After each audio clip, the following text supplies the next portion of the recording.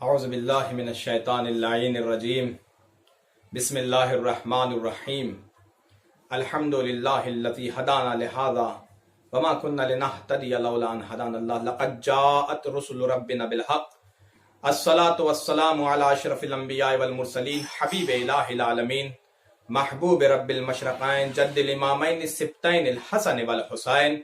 ابی القاسم محمد اللہم صلی علی محمد وآل محمد وعلی آلہ الطیبین الطاہرین المعصومین المظلومین المنتخبین المنتجبین اما بعد فقد قال اللہ تبارک و تعالی فی القرآن الحمید وهو اصدق الصادقین وقولہ الحق بسم اللہ الرحمن الرحیم یا ایہا الذین آمنوا کتب علیکم الصیام کما کتب علی الذین من قبلکم لعلکم تتقون۔ عزیزان محترم، معزز سامعین، یہ آن لائن کلاسز، دروس اور تعلیمات اہل بیت کو نشر کرنے کا یہ جو سلسلہ ہم نے شروع کیا ہے، حالات کو مد نظر رکھتے ہوئے، اس پر آشوب ماحول کو نظر میں رکھتے ہوئے، ماہ مبارک رمضان بھی شروع ہو چکا ہے، اور یہ کلاسز اور دروس شروع کرنے کی اصل وجہ یہ ہے کہ ہم جہاں پر بھی رہیں خدمت محمد و آل محمد میں رہیں، اور اسی طریقے سے انشاءاللہ یہ رمضان المبارک کے تمام ایام، یہ سارا مہینہ ہماری کوشش جاری رہے گی کہ ہر دن کچھ نہ کچھ پیغام محمد و آل محمد سے ہم آپ تک پہنچاتے رہیں، جس میں سے ارادہ تو یہ ہے، باقی توفیق خدا کے ساتھ انشاءاللہ یہ کام مکمل ہوگا، جس میں سے ہم کچھ فضائل ماہ مبارک رمضان، پھر اس ماہ مبارک رمضان میں مخصوص دعاؤں اور فضائل قرآن، تلاوت قرآن کی فضیلت، خصوصاً اس مہینے میں تلاوت قرآن کے ساتھ ساتھ ایک دعا کا ارادہ کیا ہے جو آپ تک پہنچائیں، جس میں وسیع مفاہیم، صفات خدا اور محمد و آل محمد پہ درود اور ان کے فضائل ہیں، اور آخر میں اس دعا میں انتظار کا حکم ہے جو امام زمانہ سے مخصوص ہے۔ اس دعا کے 3 حصے ہیں، جس دعا کا نام دعائے افتتاح ہے۔ انشاءاللہ اس دعا کے بارے میں بھی گفتگو ہوگی، اس دعا کے سلسلے میں گفتگو ہوگی، اور جہاں تک ہمارے علم میں ہے، جہاں تک میں نے کوشش کی، اس دعا کے فضائل بھی بہت ہیں، مطالب بھی بہت ہیں، مفاہیم بھی بہت زیادہ ہیں، اور اس کو پڑھنے کی ماہ مبارک رمضان میں بہت تاکید بھی کی گئی ہے، کیونکہ اس میں صفات خدا بھی موجود ہے، جیسا کہ میں نے کہا، فضائل محمد و آل محمد بھی ہیں، اور انتظار فرج کا حکم بھی ہے، امام زمانہ کے ظہور کی دعا بھی ہے۔ تو اس مہینے میں خدا بند عالم سے دعا یہی ہے، پروردگار ہم تمام مومن و مومنات کو اس مہینے میں تیری رحمتیں حاصل کرنے کی توفیق عطا فرما، اور انشاءاللہ دعا ہے ہماری پروردگار عالم کی بارگاہ میں محمد و آل محمد کی مدد کے ساتھ، نصرت کے ساتھ، ان کی دی ہوئی تعلیمات پہ عمل کرتے ہوئے، ان کی بتائی ہوئی دعاؤں پہ عمل کرتے ہوئے، پڑھتے ہوئے، انشاءاللہ ہم سب کی یہی کوشش رہے گی کہ اس مہینے کی تمام برکتوں کو حاصل کر سکیں، اور اس زمانے میں جو وبا چل رہی ہے، جو بیماری چل رہی ہے، کرونا وائرس اور دیگر ایسی نہ جانے کتنی بیماریاں ہیں، ان تمام بیماریوں سے نجات پانے کی دعا کرتے ہیں، کیونکہ روزہ کمزوری کا سبب نہیں ہے،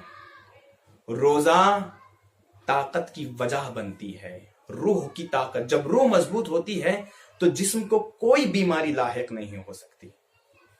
اور روزہ بیماریوں کو دور کرنے کا ذریعہ بھی ہے۔ روزے کے بہت سے فوائد ہیں، جیسا کہ میں نے آیت کی تلاوت کی تھی کہ اے ایمان لانے والو،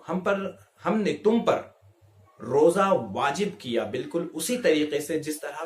تم سے پہلے والوں پر واجب کیا، تاکہ تم متقی ہو جاؤ، پرہیزگار بن جاؤ،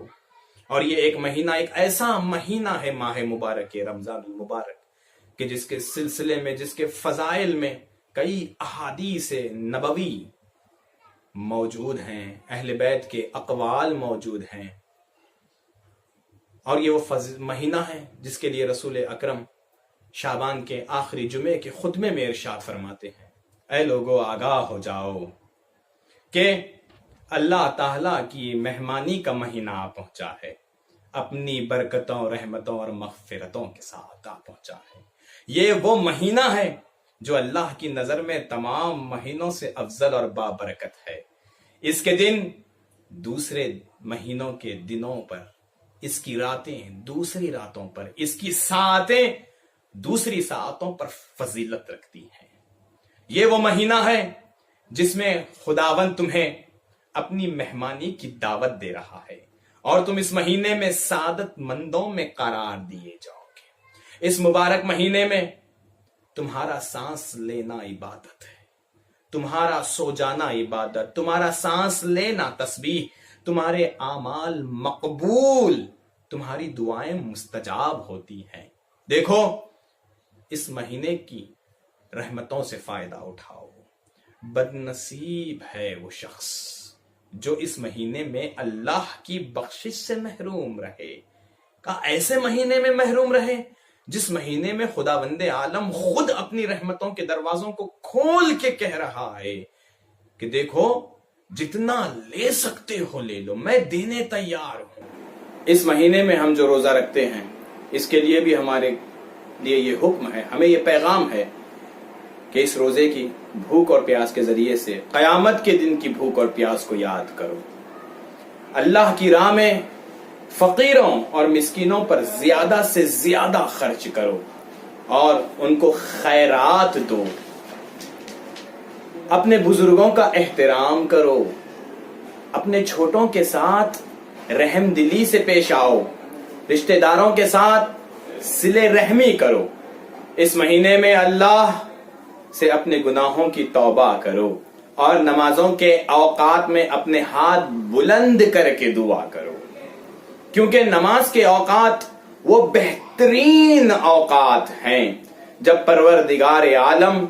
اپنے بندوں کی طرف نظر رحمت کرتا ہے، اور جب اس کے بندے اس کو پکارتے ہیں تو اسے لبیک کہتا ہے، اور جب بندے ان اوقات میں مناجات کرتے ہیں تو ان کا جواب دیتا ہے، اور جب دعا مانگتے ہیں تو ان کی دعا کو قبول کرتا ہے، جیسا کہ قرآن میں بھی ہے، ادعونی استجب لکم، تم مجھ سے دعا کرو، مجھ سے مانگو، مجھے پکارو، میں تمہارا جواب دینے والا ہوں۔ اے لوگو، جو بھی اس مہینے میں اپنے اخلاق اچھے بنائے گا، وہ قیامت کے دن، یا رک کے ایک بات کہہ دوں، کیونکہ اسلام میں سب سے پہلا حکم نماز سے پہلے جو ہم پر واجب ہے وہ اخلاق بہت اہم چیز ہے۔ اخلاق نہیں ہے تو عبادتیں بھی کسی کام کی نہیں۔ بہترین چیز انسان کو چاہیے کہ پہلے اپنے اخلاق درست کرے، جس کے لیے حکم ہے کہ اپنے اخلاق اچھے بنائے گا جو اس مہینے میں، وہ قیامت کے دن جب لوگ پلے صراط پر ڈگمگاتے رہیں گے تب اس کے قدم ان اخلاق کی وجہ سے ثابت رہیں گے، وہ آسانی سے پلے صراط سے گزر جائے گا۔ جو اس مہینے میں مستحب نمازیں پڑھے گا اسے دوزخ کے عذاب سے آزاد کر دے گا پروردگار۔ ہم مستحب کو اہمیت نہیں دیتے، لیکن خداوند عالم کہتا ہے مستحب، واجب تو واجب ہے ہی، مستحب کا ایک الگ حکم ہے، ایک الگ فضیلت ہے۔ جو مستحبات انجام دے گا، خصوصاً مستحب نمازیں، تو پروردگار اسے معاف کر دے گا، اس کے سارے گناہ بخش دے گا، دوزخ کے عذاب سے دور رکھے گا۔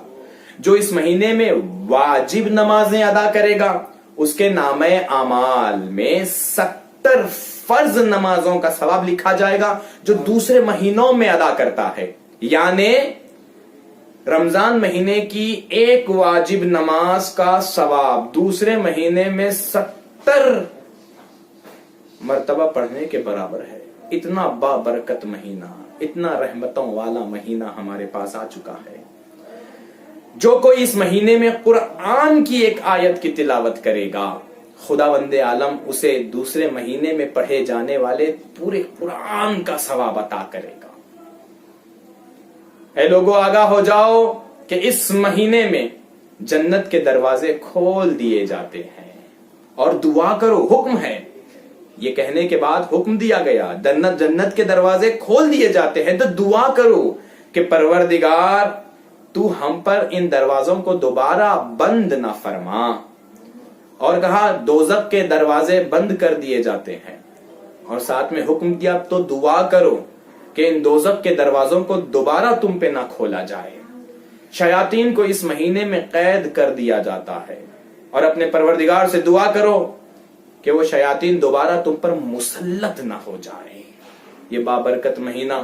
اور ہمیں شکر ادا کرنے کا حکم ہے احادیث میں بھی کہ شکر ادا کرو کہ تمہیں زندگی میں دوبارہ ماہ مبارک رمضان نصیب ہوا، دوبارہ رحمتوں والا مہینہ نصیب ہوا، ورنہ ہمارے درمیان کچھ ایسے لوگ تھے جو اب نہیں رہے۔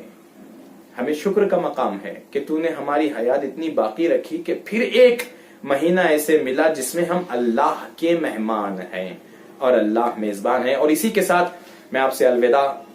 کہتا ہوں، اور یہ پیغام دیتے ہوئے کہ انشاءاللہ ہر روز آپ تک تعلیمات اہل بیت سے کچھ پہنچایا جائے گا، کبھی دعا افتتاح کے عنوان سے، کبھی انتظار فرج کے عنوان سے، کبھی صلوات کی فضیلت، کیونکہ اس مہینے میں صلوات پڑھنے کی فضیلت بہت زیادہ ہے، اور حالات حاضرہ کے حساب سے جو امام نے فرمایا اس حساب سے۔ تو لہٰذا ہم آخر میں دعا گو ہیں کہ پروردگار اس رحمتوں والے مہینے کی تمام توفیقات حاصل کرنے کی ہمیں سعادت نصیب فرما، تمام رحمتوں کو اپنے نصیب میں لکھوانے کی توفیق عطا فرما، اس مہینے میں واجب مستحب ادا کرنے کی توفیق عطا فرما، اور اپنے ساتھ ساتھ دوسروں کا خیال رکھنے کی توفیق عطا فرما۔ اور دعاؤں میں اہم دعا جو اس مہینے میں ہے کہ ہمارے وقت کے امام منتقی میں خون حسین کے ظہور میں تعجیل فرما، اور امام زمانہ کی بارگاہ میں ہم سب مل کر دستے ادب جوڑ کر یہ دعا کرتے ہیں کہ اے ہمارے مولا،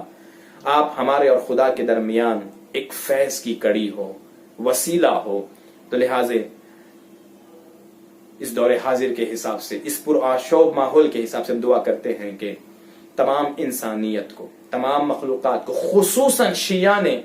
حیدر کرار کو اس وبا اور ان وائرس جیسی بیماریوں سے نجات عطا فرما، اور جو بیمار ہو چکے ہیں پروردگار انہیں شفائے کامل و عاجل عنایت فرما۔